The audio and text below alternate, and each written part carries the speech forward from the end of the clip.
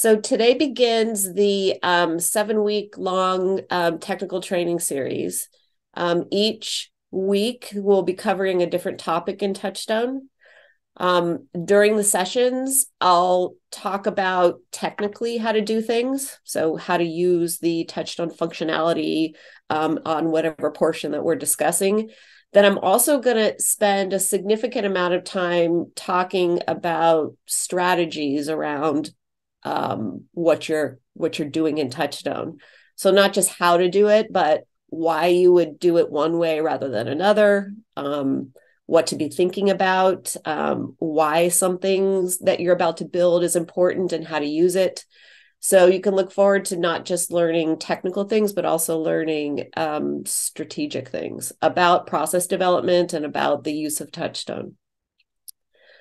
All right, so we're going to go ahead and get started. Today's session, I'm going to talk just in general about the TouchStone functionality briefly. I'm going to highlight one new release that we had a few months ago for those of you who are unaware of it. And then mostly what we're going to do is talk about the 4 key functions. That's going to be our main topic for today's session. Each session builds on the next. So things that you're hearing today, you're going to even learn more about how they integrate with other parts of TouchStone and how they're used throughout. So what you're looking at now is called the dashboard. And this is what everybody sees when they first log in. The purpose of the dashboard is to help you in the managing and the using of your documentation. So the control panel right here in this section gives an employee access to the processes that they're accountable for. So that's the intention of the control panel. This is where anybody would go to view a process that they're either learning or they're using. It also has a section below here where managers can manage employees with processes. So the control dashboard's all about the using of the processes and the managing. Now, if you were to document a process in your TouchStone account or anywhere else, and then move on and document another one and move on and document another one, well, you might be creating a lot of documentation, but if you don't implement it, train your employees on it, make sure that it's being used by managing it, then it's all for naught. It's just a bunch of documentation out there serving no purpose. So this dashboard functionality is really critical to the success of your processes, the implementation of them. The section over here to the right is called public processes.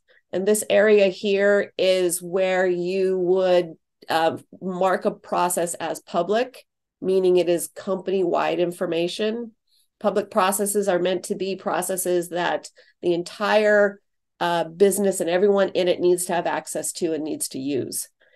If you do have anything in your public area that is not company-wide, I would suggest that you take it out of the public processes and link it to the job descriptions that of the people who are accountable for that process, and reserve this for what's truly company-wide information.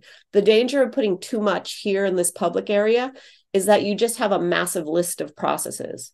And there's nothing more overwhelming than having an employee look at just even an organized list of processes is just, it's a lot to deal with. The control panel area is a much better place to put processes that employees need to access and organize them in a way that really feels like it's manageable. Here through the on the dashboard in the upper right-hand corner of the screen, you're always going to see this button here called the Resource Center. If you click it, it will open in a second window. So this is our help desk. Everywhere any page that you're on in TouchStone, the Resource Center button will always be in that upper right-hand corner. The user guide section right here is probably the most used area of the help desk. If I just clicked on this learn more, now there's like a topic area for all parts of how to use TouchStone. In fact, as we go through the training series, we're going to be covering processes or areas of TouchStone that are also highlighted here in the user guide section. So make sure if you forget how to do something, you want more details, you can come here to the TouchStone Resource Center to find them. You can also contact support right here through the Resource Center. Training is always free. Whatever you or your employees need, or if you're an employee in a company or a manager, any questions you have, any things you want us to review, you can always contact us here through support and someone will get back to you. Now let's go back. Also in the upper right-hand corner of the screen, this little person icon, this is where you find user settings and also where you can log out. It's good to log out of any web software when you're done at the end of the day. If you open up TouchStone and you have no activity in TouchStone for, I think it's 4 hours, it's going to automatically time itself out. But it's really, it's just like saving a Word document before you would leave for the day. You want to log out of your internet tools. User settings here is going to show you the username and also gives you the ability to change your password. So the username is an email address, typically that you or one of your employees use to sign in, and the password can get changed right here. You can't view an existing password just because it's all encrypted in our system. If you're an administrator, this section here is how you get to account administration and account settings. So we're going to have a whole session on this towards the end of the 7 weeks. But here in this upper right-hand corner is where you can add users to your system. You can restrict access or allow access. You can allow different types of access. If in your TouchStone account, you don't see a position title here under control panel, and if you're a manager, you don't see people under here, that's just a sign that you haven't assigned control panels yet, which is a really critical thing to do because, like I said at the beginning, it's about making sure the processes are used, making sure employees are using them, making sure that managers are ensuring that they're using them, and that it's necessary to assign the control panels in order for that to happen. Okay, so I'm just going to click this control panel right here and show you one thing underneath here before we move on to the 4 key functions. So when I click a control panel, it takes me to a list of all of my processes. So in this account, I am the manager of administration and finance. This is the role I fill in the company. When I click this position or control panel, I'm taken to all my processes. These processes are organized in groups. So you can see planning, checklists, management checklists, human resources, on demand. This is a group for processes that aren't used on a regular basis. They're just things that when I'm told to do, I have to do it. So these groups inside of a control panel are absolutely critical to the success of employees being able to use the processes. And the reason is, if I was to click on this control panel and all I saw was a list of 50 processes, your eye just doesn't know where to go. You know, it's overwhelming. It's hard to find things. So anytime I hear an employee of a company or even the owner say, the control panel is very difficult to use, I can't find anything, the first thing I say is, have you organized your processes? Have you put them into groups? Have you put the things you use all the time at the top and move the rest to the bottom? Have you helped your employees to do that? And usually the answer is no.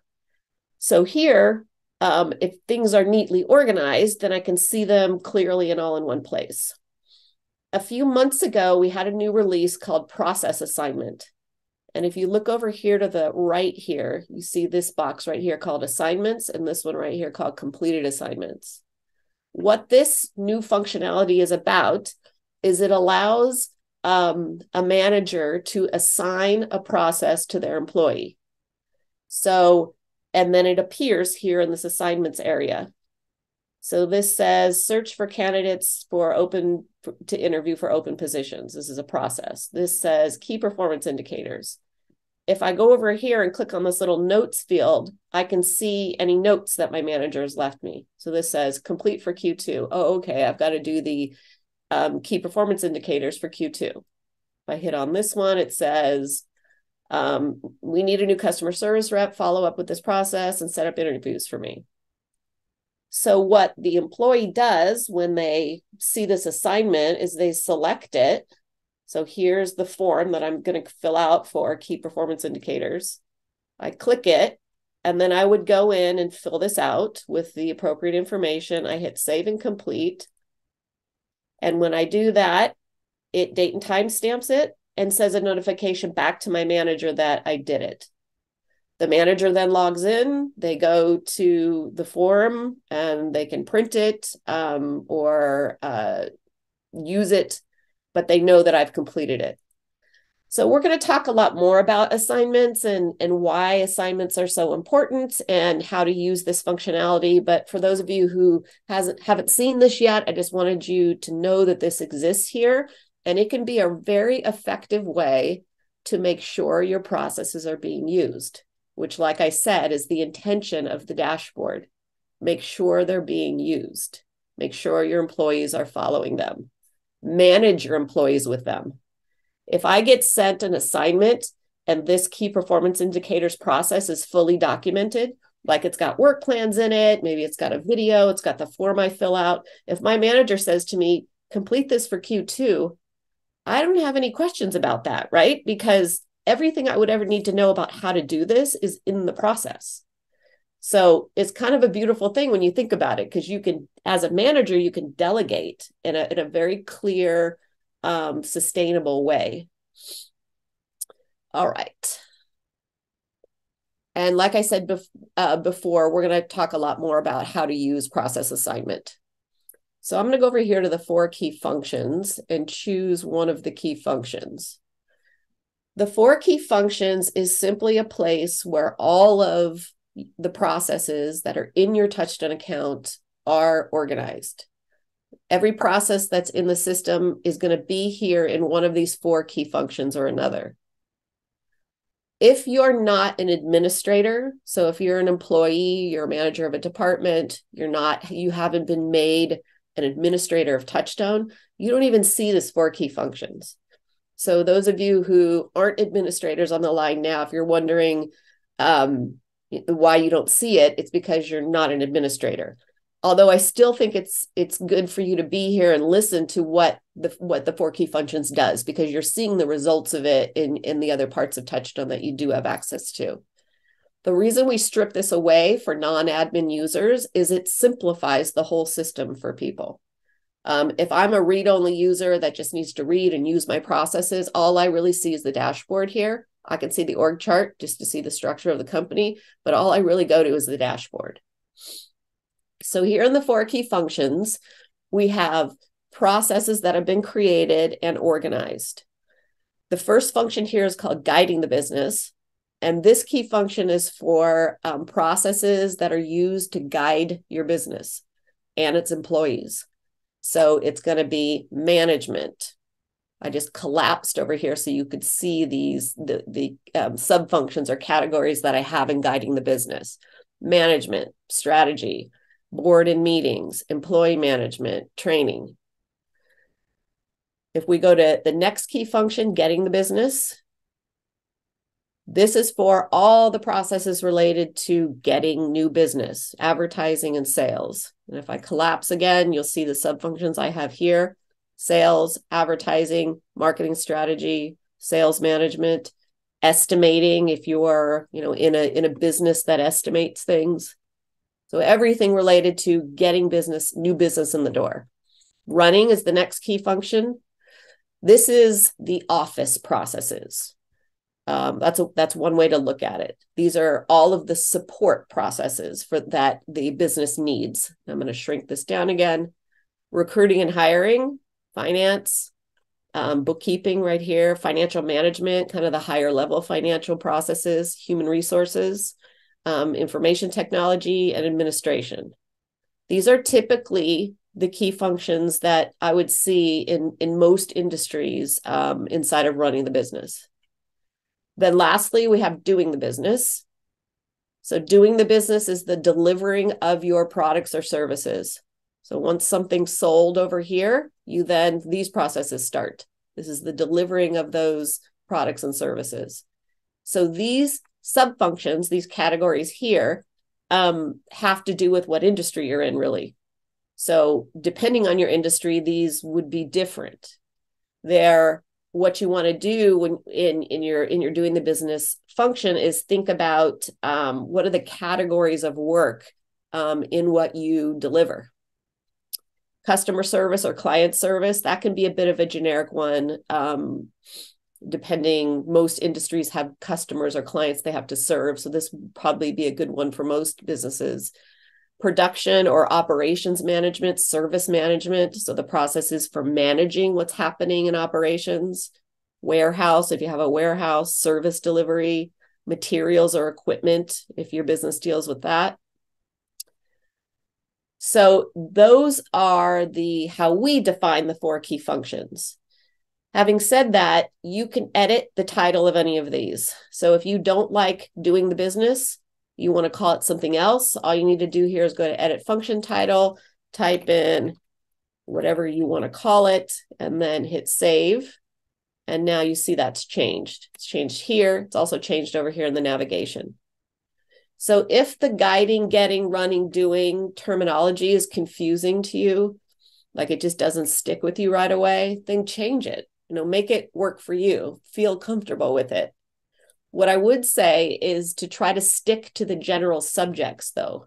Like you wouldn't want to call guiding advertising and then call getting sales, because you're going to run out of key functions. You want to think very high level about it. Think of the main 4 categories. To the right of edit function title, here's subfunctions. Subfunctions are these categories that are inside of each of the key functions. So we have the 4 key functions, and then we have subfunctions. So we're in operations here, or what used to be doing the business. I'm going to go over here and just collapse these again so you can see. So these are the subfunctions within this key function of doing the business or operations. All these subfunctions need to be our categories to help you organize your processes.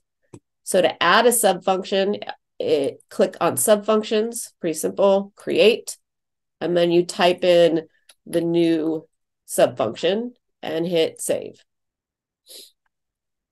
And then you'll see it appear on the bottom. Also here under the subfunctions tab, you can edit a current or existing subfunction, or you can delete a subfunction. So everything related to the subfunctions is under this one header called subfunctions, pretty easy. Your subfunctions can be collapsed like you're watching me do. So I've just clicked this and they opened, and I click this and they collapse. They can also be reordered. So I can take a subfunction and move it to the top here. I can take this one and move it. And it's moving all the processes that are in that subfunction clearly. So if you want to organize your subfunctions by dragging and dropping, I would suggest you collapse it all first. And see, now it's easier for me to move things. So then I can take the whole header here, the whole subfunction name, and move it up and down. Inside of the Resource Center, where we were in the beginning, there's a more thorough definition of each of the key functions: getting, guiding, doing, running. There's also some suggestions on what to change them to if you want to get away from the getting, doing, guiding, running terminology. And that's all in the Resource Center. The subfunctions are help you to organize your processes. In a way, I feel like the more subfunctions, the better, because I like to see things, or an eye likes to see things with headers and lists. And if the list is too long, then it gets hard to see what's on the list. So put in subfunctions for this type of organization. If there's maybe more than 4 processes, not less than 4, in that subfunction, then I think it deserves its own subfunction. So let me say that again. If this subfunction has at least 4 processes in it, so at least 4 process titles that you are going to create, then I think it's a valid subfunction. If there's 2 or 3, then it probably could be combined with another subfunction. To the right of subfunctions, this is how you add processes. So there's processes right here. All I do is click it, and then I hit create. It's going to ask me the name of the process. So you type in the name. You tell TouchStone which subfunction it goes in. So we're here in doing the business, and this is where I'm adding this process. So those are the subfunctions that I see. Choose the appropriate subfunction and hit save. So pretty easy to add a title, and it appears right here. You can also delete processes from here. So I hit processes, I hit delete. Now I'm going to see a list of all of my processes that are in this key function. So everything that's in doing the business, I see here, all in alphabetical order. I go to the one I want to delete. I hit delete, and then it's gone. So easy to add processes and delete processes. To the right of processes, this header is our library. This is where you get access to the library processes. The library is a list of processes that have been pre-built. They're suggestions, they're ideas for processes, and they have some content in them that kind of gives you a head start. The ones that are grayed out here are already in my account. That's why they're gray. The ones that are available to add are going to be black, and you can tick off the box right here to add them. You hit copy, and it adds it to your account. You can drag and drop them into the appropriate subfunctions, or you could do it initially just by hitting this drop down and choosing the subfunction that you want it in. Then you hit copy, and now TouchStone takes that process from the library and downloads it into your account. In guiding and getting and running, you'll find a lot of really great example processes that'll probably work for your business pretty well. It's in operations where things get industry specific.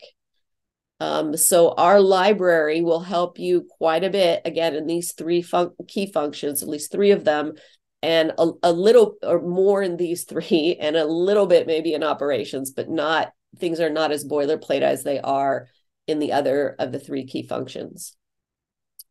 So every one of the 4 key functions has its own library. So now we're in guiding the business. So I'm going to click here, library. I hit the general process library, and then I can see all the processes available here. Take the one I want to add, put it in the right subfunction right here, hit copy, and then TouchStone adds it. Once it's in your account, you can select it and take a look at what's in it. So this is called our mission, purpose, and values. Over here, it has a work plan in it. I see it right here. It also has a custom form in it, which is down here. It doesn't have any of these other tools aren't being used. So when you see they're blank, that means that they weren't built from the library process. So look at the work plan, glance over at it, and ask yourself this question. Is this something that you're going to use in the next 6 months? Is this something you want to build, document, implement, and start to use in the next 6 months? If the answer to that is yes, then keep it. Move on back to guiding the business and look at another library process. But if the answer is no, then just delete it for now. And I say for now because when I delete a library process, it puts it back into the library. So I could go 6 months later and pull that down again if I wanted to. Oftentimes I see people, excited about the library account. They download everything that they want from there. And then all of a sudden they've got 50 processes in their account, and you don't know what to do with them all. So resist that urge to just download everything. If you do, or you have downloaded everything, just review it. Spend the few minutes it's going to take per process just to review it. Just click on it and ask yourself, is this something that we're going to document and use in the next 6 months? If no, delete it. So just this simple review, taking a few minutes per process, is totally worth it because you're stopping from a lot of clutter happening in your account and just having people be overwhelmed with everything that's in there. So that's the library. I don't know if I did this already or not, but everything is drag and drop here. So I'm just taking this and pulling it up and down. You saw me reorder sub-functions, but you can also reorder processes. And I can take processes and move them into another sub-function just by dragging up and down. Another thing I can do by drag and drop is I can take a process out of one key function and move it into the other. So let's say I decided that this year-end checklist for finance really doesn't belong in guiding the business, which it's in. I want to put it in running the business. All I would do is take it and drag it right on top of this key function. This is asking me what sub-function inside of running the business do you want to move this to? I choose the right sub-function and then I hit move. And now that process is gone from guiding the business and now it's in running the business. So it's all just drag and drop. Okay, well, let's talk a minute about some strategies around the 4 key functions. So the functionalities, the way to technically do things here in the 4 key functions is pretty simple. What's not so simple is the thinking of how you're going to create your processes and what processes you need and where do they belong and how to create them, not technically, but strategically. So here's a few tips on process titles or adding processes. Keep the titles short and specific. So you'll notice from this list, my processes are no more than 2-3 words long. There's no sentences here. There's no phrases. They're specific, clear titles. Process documentation is difficult enough. And if you overcomplicate your titles by making them sentences or phrases or putting too many words in them, it just makes it more complicated than it needs to be. When you're creating this, you want to zoom in on the work that is happening. So what is the title of that work? So you're thinking the telephone's ringing, somebody's taking a call, they're going to add it into the database. You're thinking all that work in your mind, and what you need to do is name it. So what is that work called? Is it called answering the phone? Is it called routing a call? So try to name it in 2 or 3 words at the most. Sometimes I'll see things, and I put an example in here, like this. Search for candidates to interview for open positions. That's me like naming or reading the result of what I want this work to achieve. It's me describing it in words, describing it in a sentence. So if you've done that, then click anything that is more than 2 or 3 or 4 words long, select it, and you see this field called objective. This is where a long sentence or a phrase lives. So the long sentence or phrase describing the purpose of this process we're referring to should be in the objective field. It should not be the title. So I would think to myself, what am I trying to say here when I'm saying search for candidates to interview for open positions? It's probably recruiting, right? Spelling that wrong. So name the process, name it, keep it simple. Then put the objective, and we'll just add this too, into the objective field. So don't lose what you came up with here. Put it in this field, which is called the objective, and then save. So think about the titles and are they clear and specific? Another tip is capitalize the first letter of every word so it reads like a title. I've seen some accounts where people like to do all caps. People like sometimes to do all lowercase. If you're compelled to do that for whatever reason, like all caps say, that has to be a standard for anybody who's doing something inside of TouchStone. So if you're going to do all caps, make sure everyone else is required to do all caps too, which when you're making things unique that way, or you're adding your own personal twist on it, it's harder to mandate everyone else to do that because people don't naturally put all caps for titles. So it's best to lean into normal naming convention, which is a title has the first letter of every word is capitalized. And what we're going for here is consistency. We want it to kind of look and feel the same no matter who has put in the process title, which is easier to do when you're not doing sentences like this. When you're naming it, it's easier to teach someone else how to do that so that everything is consistent. Another tip is put your subject first and your verb or adjective second. So this is accounts payable. It's not paying bills. This is accounts receivable, collections. Let's see, where's another example? Budget creation. It isn't creating a budget. And the reason for that is that when you're thinking budget, you're not thinking creating. So your eye is not going to be able to find this as easily as if the subject was first.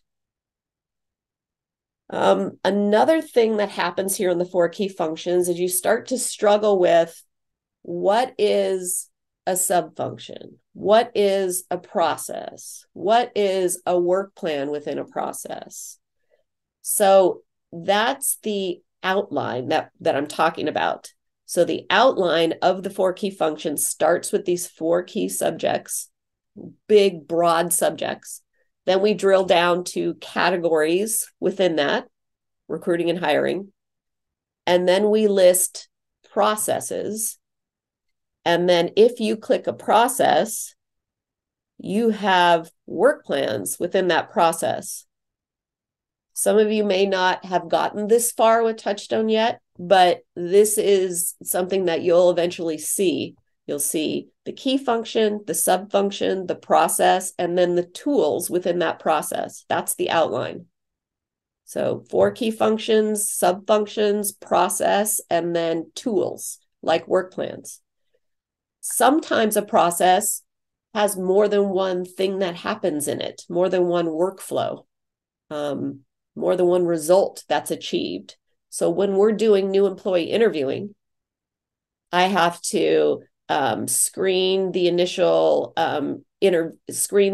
candidates, screen their resumes, do telephone interviews, to screen these candidates, screen their resumes, and set up second interviews. These are 3 different things that have to be accomplished when a new employee is being interviewed. They all have a start and an end. They don't run into each other. They all have a beginning and a finish that is unrelated to when the next one begins and finishes. So that's a good example of having multiple work plans within a process. So let's go back here and look at another one. Accounts payable. So this is in the subfunction called finance. It's a process called accounts payable. When I select on it, click it, I have 3 workflows or 3 work plans within this.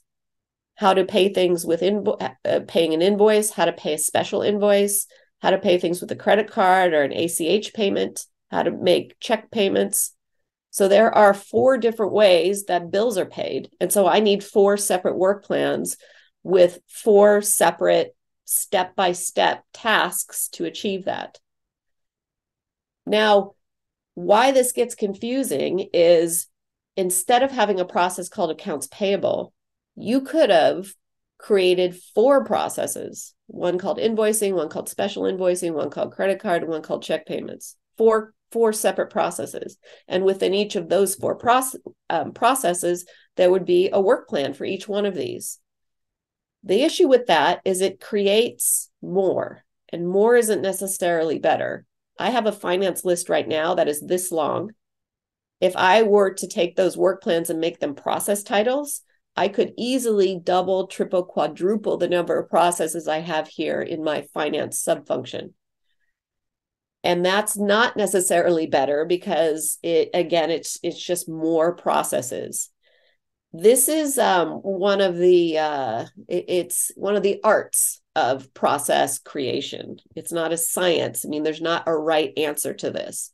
To a certain degree, it depends on the way you want it to be. I prefer have less processes and more work plans. Because when you're implementing this and training people, you're thinking, okay, I'm going to teach you how to do accounts payable. You're going to learn how to pay the bills. You're going to learn about how to do collections.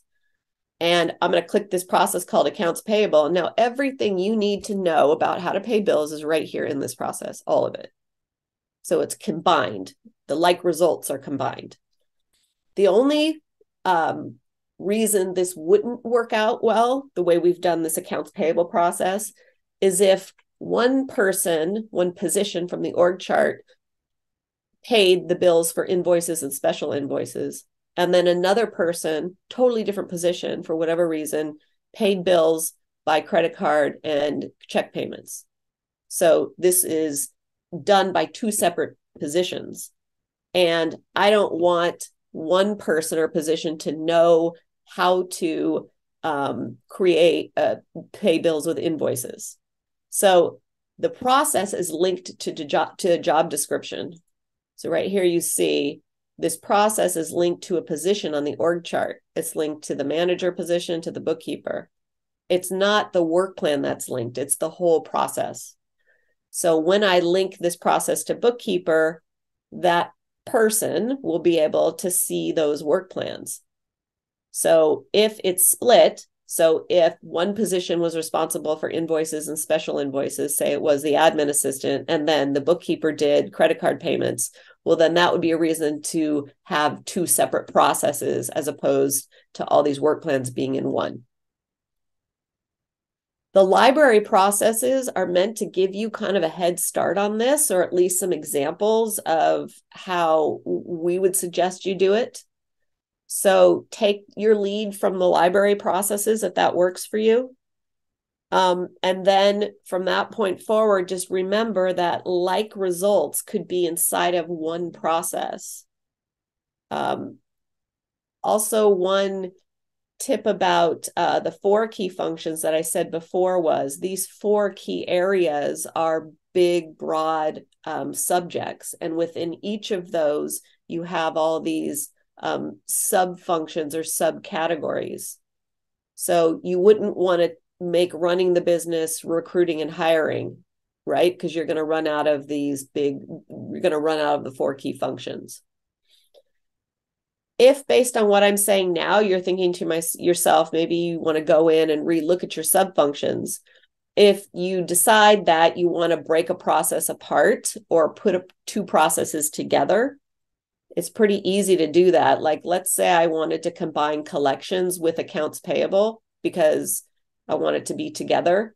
All you'll do is go to the collections process, start with the first tool, and use this icon right here to move this work plan out of this process into another. So follow the prompts from this icon here. So it's not hard to separate processes, and it's certainly not hard to combine them. And the time it takes to do that is pretty minimal. And I think the result is massive if you can simplify your 4 key functions. Let's see. Oh, this is a good question. I didn't say this yet. Someone's asking about the color coding. So black, like this, means that somebody has marked this process as complete, as finished. So right here, if you select the process, there's this icon that you can click and it turns the process title black, which again means it's complete. The documentation is done for that process. Processes that are blue, like this one, they have content in them, they have tools in them, but someone hasn't decided that it's finished yet. So if I click on this process, you'll notice it's got these tools in it. That's why it's blue. But someone has yet to decide it's finished.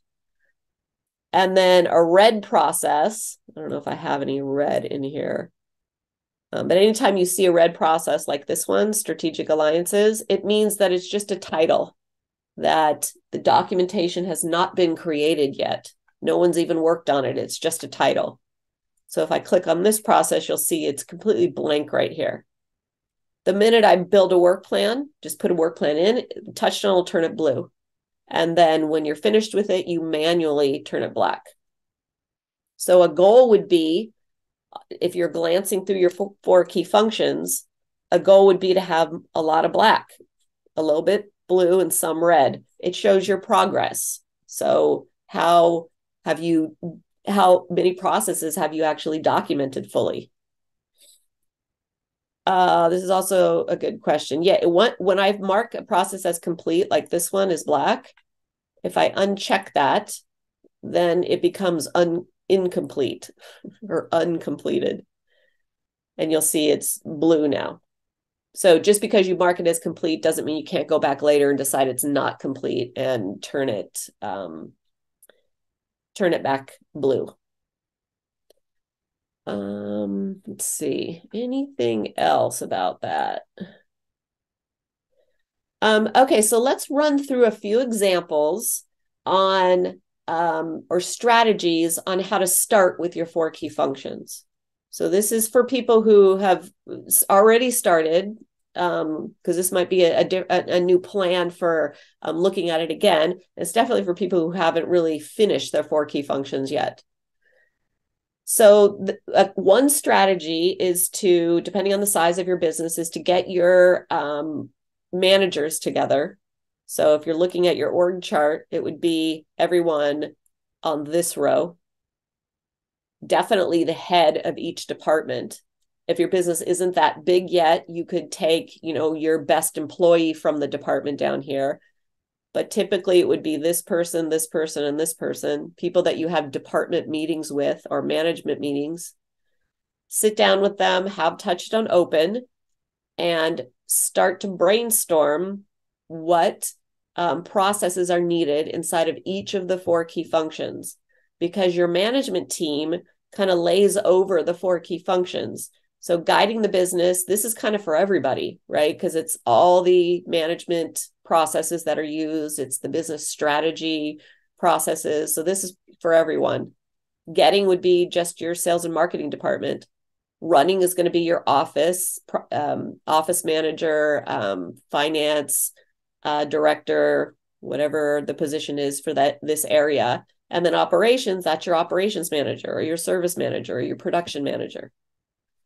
So you could, as a team, start to brainstorm the processes. As you come up with the processes, have someone typing them into TouchStone, remembering the naming convention that we were referring to. So short, specific titles.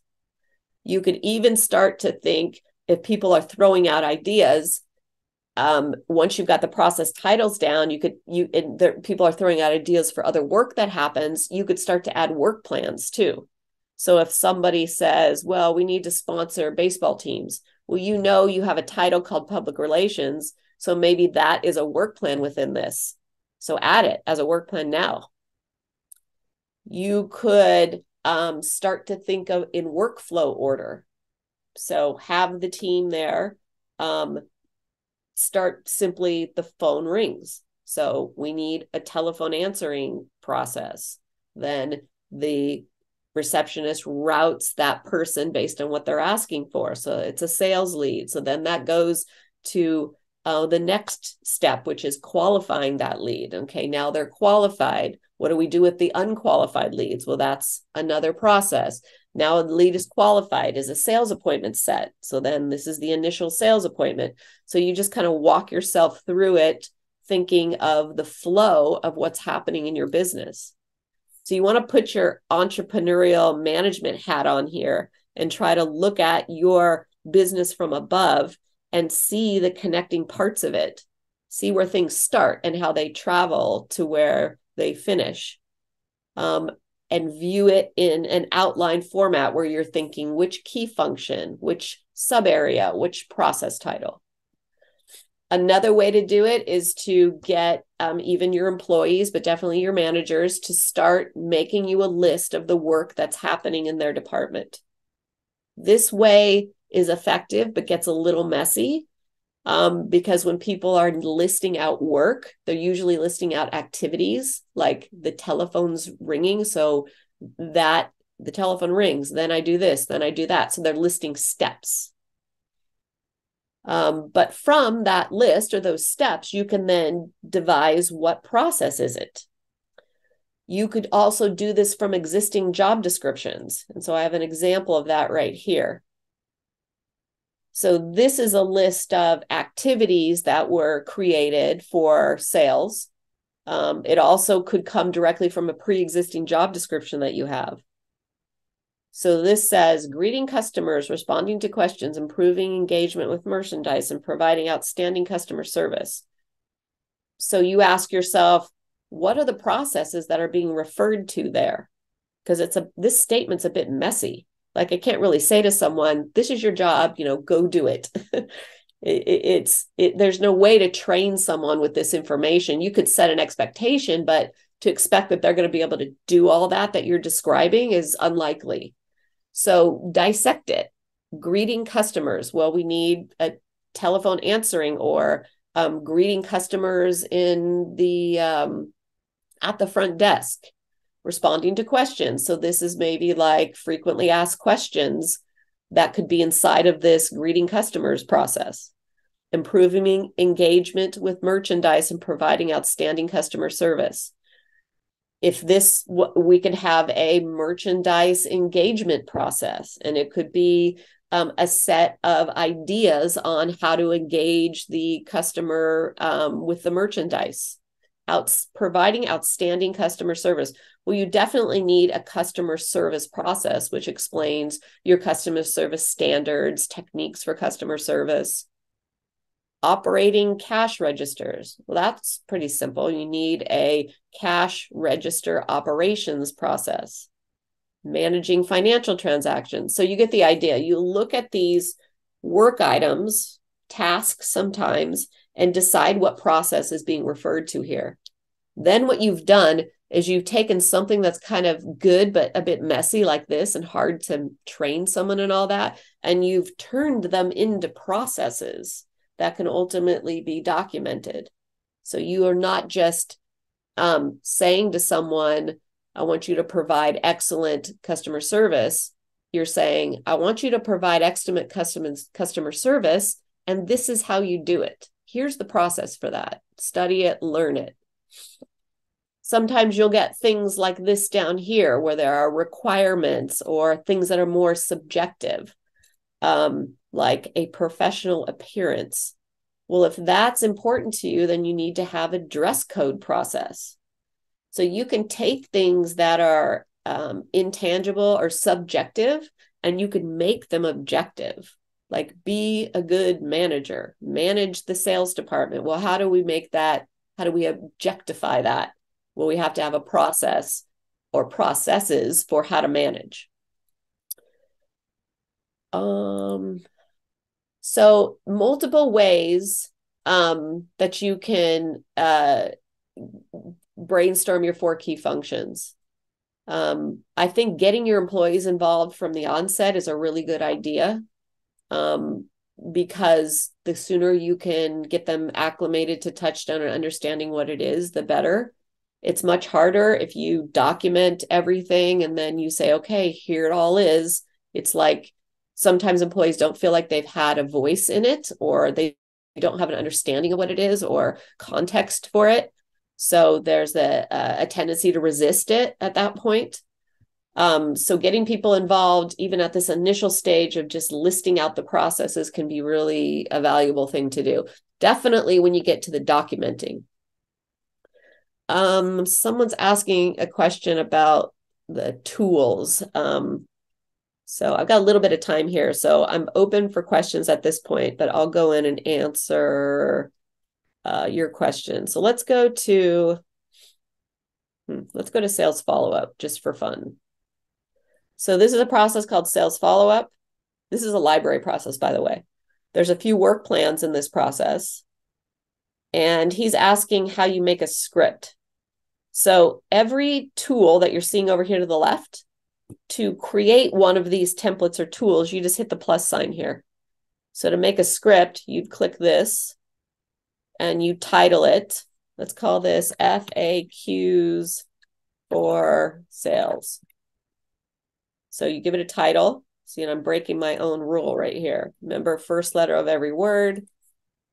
It's always a good idea to put the objective in right away too. This is pretty straightforward. The title says what it is. But if you name something and it's not super clear what it is, I mean, sales follow-up is pretty clear. If it's not, then make sure you define it.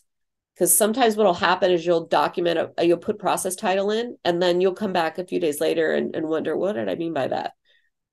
Or another person will look at it and say, what did she mean by that? So put the title in, hit create script.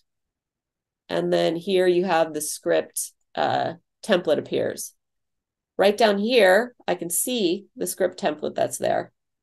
And here, obviously, I can see it too. So to build the script, this is an FAQ script. You hit add script item, and it gives you the first prompt and script. So the prompt is an explanation of what's happening. It's setting the stage. The script is the words that are spoken. So this, in this example, this would be the question. So how do I, so you type in the literal question you're being asked, save it. And then the script part, this is the answer. And then save it. And then go to the next one. Add script item, prompt, question, script, answer. Back and forth, back and forth. Another type of script that you might have is a sales script or a conversation script. So I'm going to go to one of these that are in this process already. So here's a after sales presentation follow-up script. The prompt is get commitment for the follow-up, which is always a good idea. I'd be glad to write you up a proposal. How about we schedule a meeting right now for this time and this place to follow up again? How does that sound? Then you go to the next prompt. Maybe the person says, I don't want to schedule a follow-up appointment. So this prompt would be, prospect refuses to set up appointment. Well, what do you say to that? So the conversation script goes back and forth, ultimately to an end that is what you've designed it to be. So you're getting that, in this example, that prospect to a place where they're going to set that follow-up appointment, or they're going to look at your sales presentation. So that's how you make a script. Sometimes you'll be in a work plan. So just another tip on scripts. Okay, so here's a good one. This is a step-by-step set of tasks for long-term follow-up / checking in. So this is steps on how to do that. Sometimes when you're documenting the steps or the tasks, you get to a place where a conversation has to happen. So here, maybe you pick up the phone and you call the person. So that's an indication that you need a script, after presentation follow-up script. So sometimes a work plan has a step-by-step set of tasks or instructions, and then one of those tasks is tell somebody something, tell this person that, or call them and do this. So that, again, is an indication that you need a script. So you isolate that conversation into a separate template, like the scripting template. And the reason that we're doing it that way is all about learning. So if I'm learning how to do long-term follow-up, I'm following steps that are actions, that are descriptions. And then there's a part of this where I'm going to pick up the phone and start talking to someone, which is a whole nother skill set. So we make, a script that, this one, which is defining what to say and how to say it. While we're here, and I'm going to be going over this since there aren't any more questions, we have a few minutes left. There's one of our newest features is the AI inside of work plans. So I'll show you how that works real quick. So I'm going to build a work plan here, and I'll call this, let's call this follow-up for sales. So then I'm going to hit create work plan. So I'm looking for a step-by-step for how to follow up after a sales call. So the AI is ChatGPT, and that will give you an example of a process for follow-up. So I hit generate work plan. This is already pre-built for you. This is the programming around it. Create a step-by-step for. Now here's where you put in your prompt. So obviously we want a step-by-step for follow-up, but here's where you can get specific around your industry. And let's see, let's just do in a service business. So think about how to make the prompts specific for what you're looking for. Otherwise, you'll get something very generic. Then you hit go, and now it's searching the internet, and this takes a little bit of time depending on what your prompt is. And it's going to then create a list for follow-up in a service business. You could say follow up after a sales appointment in a manufacturing business, or follow up in a doctor's office. So again, get specific with the prompt. So here's a step-by-step. If you like it, then you go add to Workplan. And this is the beautiful part. It creates the work plan for you. Voila. So it puts the step-by-step in here, and then you can click these individually and edit and change them. So it's built it into TouchStone. You can even take an existing work plan, like this is one that exists after the sales presentation. I can go to the AI and I could type in another prompt that's the same as this. So this is maybe something I've already created. I can put in after the sales presentation, go. And if I like the list that it comes up with, I can replace my old one with it, or I can add it to the bottom of it. So this is pretty cool. I've seen some great stuff created with this AI. In this new world of ChatGPT and AI, content is abundant. Massive amounts of content are created. ChatGPT could build you 50,000 processes on how to do sales follow-up. And wouldn't that be great? They're all over your computer, your network, you organizing them into folders. The bottom line is more content just makes it harder. It's like, we call it SOP chaos. So AI has just completely added to this phenomena of SOP chaos. It's just strewn about everywhere. You don't know what you have. You don't know what works. You don't know where to go to find things to train people. So this is why TouchStone is so valuable, I feel like, in this generation of AI, because it is the way that you manage all that content, how you use it and get results from it. Yeah, so Michelle's asking, can two positions participate in a process? So it depends on what you mean by participate. So if I go to the org chart here, let's say that the salesperson and the marketing coordinator both did sales follow-up. Well, then I can link that same process to both of these positions, clearly. I take that one process called sales follow-up, and I link it to the position, and it shows up here on the job description. And then when a person uses their dashboard, if they are a salesperson or the marketing assistant, and they click their control panel, they're both going to see the sales follow-up process there, and they'll both be able to use it. So a process can be shared between multiple positions, and it often is. A process could be the accountability of multiple positions. What can't happen, though, is if I have the, say I'm the manager of admin finance, let's just say I am, and I do one-on-one meetings. There's one of my processes right there.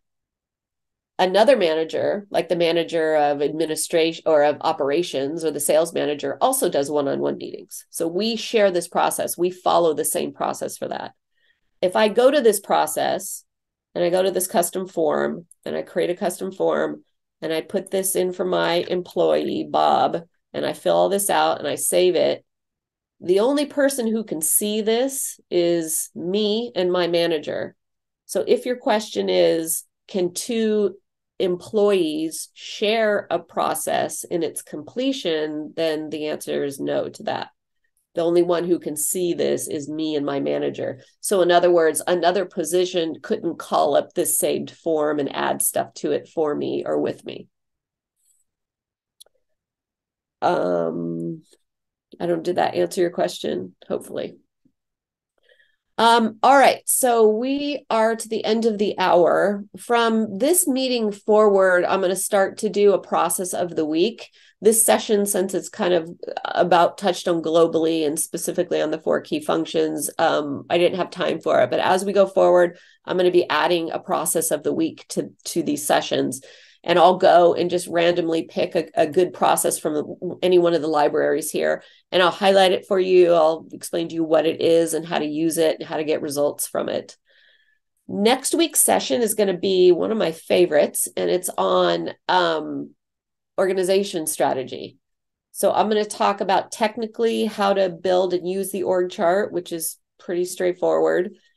And the best part is going to be learning how to use the org chart, how to use it as a strategy tool, how to use it if you're a department manager to help you manage your department, how to use it to scale a company, to plan for growth, how to use it for budgeting and cash flow planning and financial projection, how to use it for recruiting and hiring. I mean, I could just go on and on. This to me is one of the most valuable tools that any business can have. So I'm going to give you all the ins and outs of that and explain more about what I mean by that next week.